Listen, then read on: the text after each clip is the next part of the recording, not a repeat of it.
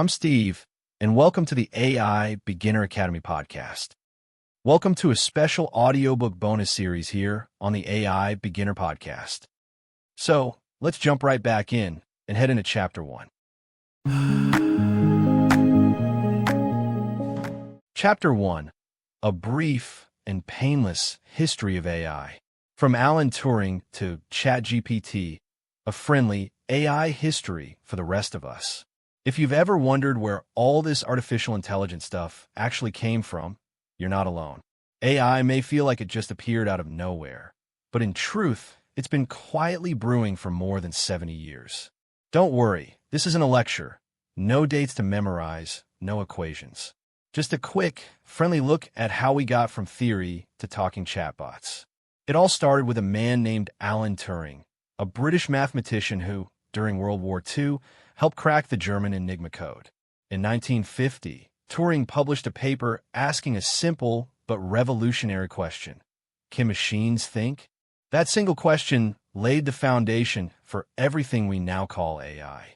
He even proposed a test, now known as the Turing test, where a human talks to both a person and a computer through text, and if they can't tell which is which, the machine could be said to think.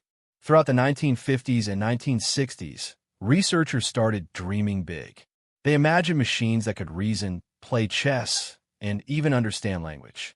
Computers were primitive at the time, but the excitement was real.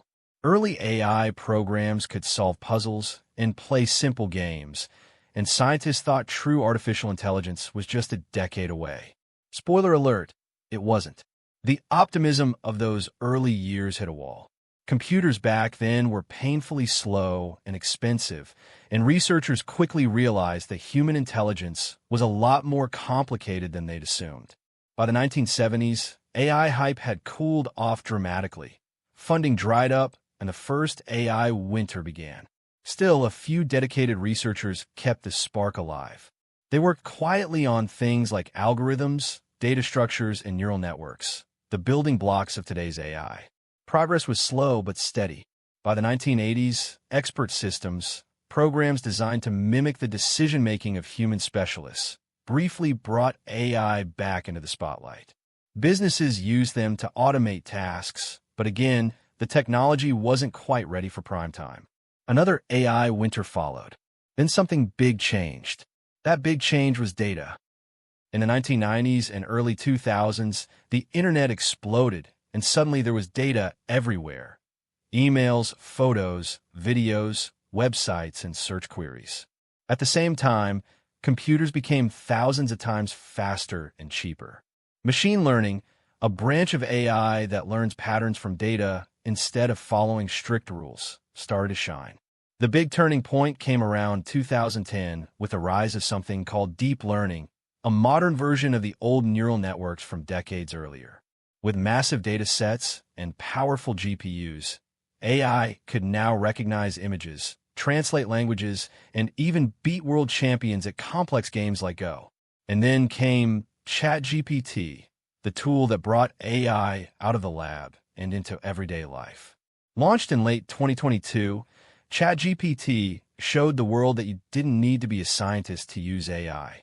You could simply talk to it in plain English, and it would write, brainstorm, or explain almost anything. It wasn't perfect and sometimes a little too confident, but it changed everything. For the first time, millions of people could interact directly with an intelligent system. AI went mainstream. From Alan Turing's thought experiment to modern conversational assistants, it's been quite a ride. And we're only getting started. The winters of AI and why this time is different. So why should we believe that this time, unlike all those earlier false starts, AI is here to stay? 3 reasons: power, data, and accessibility. First, power.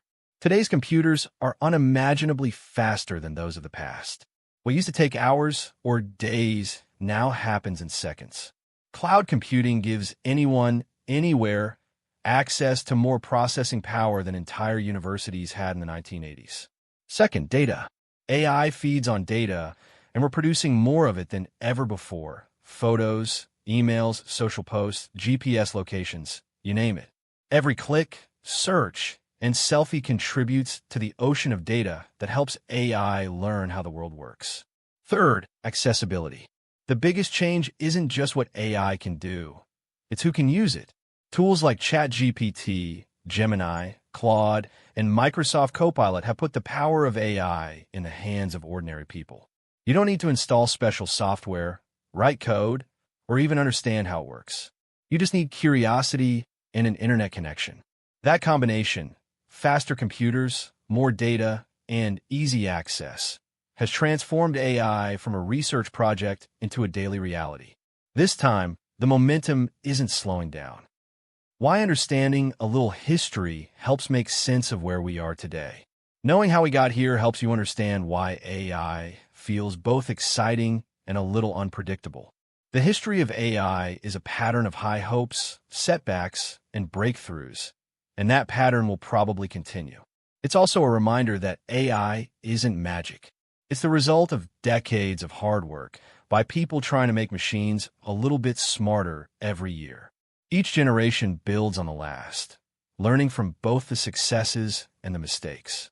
Understanding this history helps us stay grounded. It reminds us that AI has always been a human story, one of creativity, persistence, and optimism.